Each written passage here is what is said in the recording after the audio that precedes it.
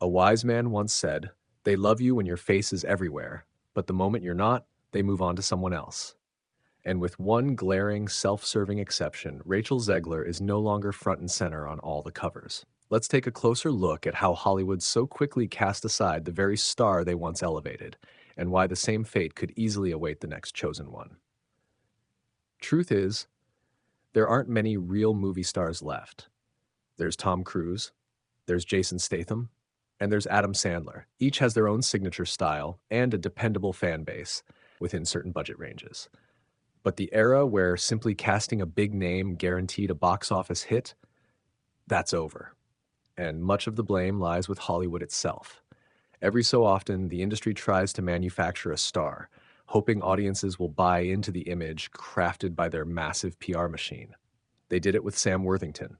They gave it a shot with Taylor Kitsch. They put their faith in Jonathan Majors. And more recently, Rachel Zegler. And just like the others, it didn't stick. Zegler's name is back in the news thanks to a feature in ID magazine. That profile sparked a flurry of articles from Deadline Hollywood, The Guardian, and Forbes. But at the root of it all is the ID article. Less a spin job, more a desperate appeal. Why? Her current role in Evita isn't drawing the ticket sales producers hoped for. According to The Guardian, Forbes, and even Bleeding Fool, the issue was worsened by a strange creative choice. The big finale takes place on a balcony, visible to random passersby, while paying audiences inside only watch it via screen. Premium ticket buyers in particular weren't happy.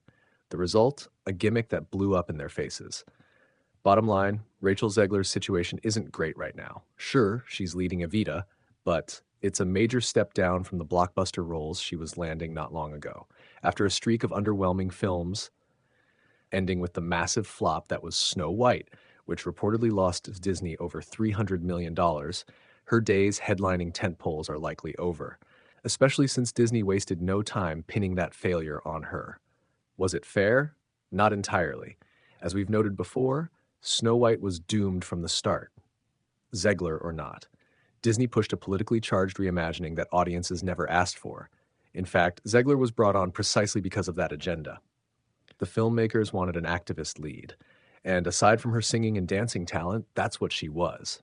Zegler came to represent the Gen Z activist, a TikTok-age Greta Thunberg type, totally out of touch with the average viewer. How dare you? That's the kind of energy Disney was chasing for Snow White.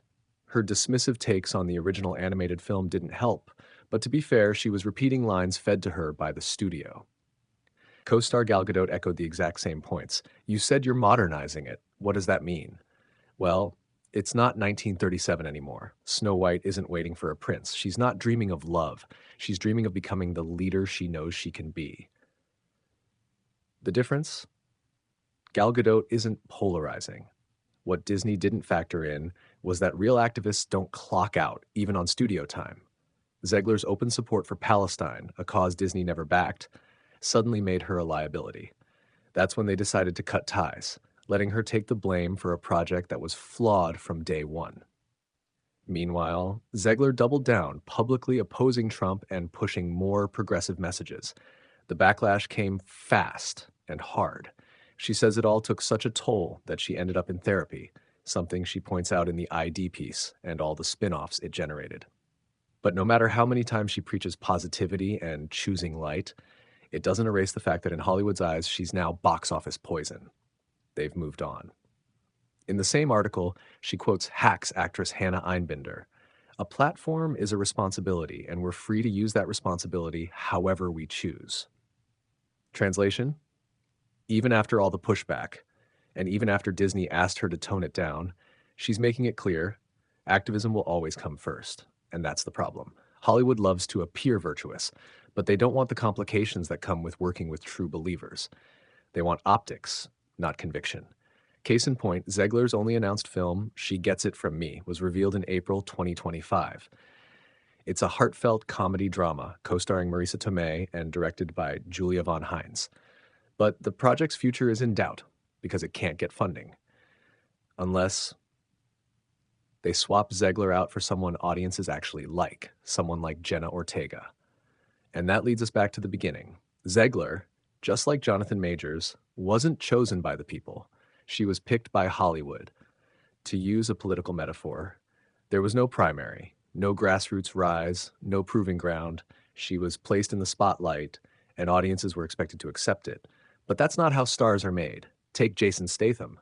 Today, he's a go-to action hero.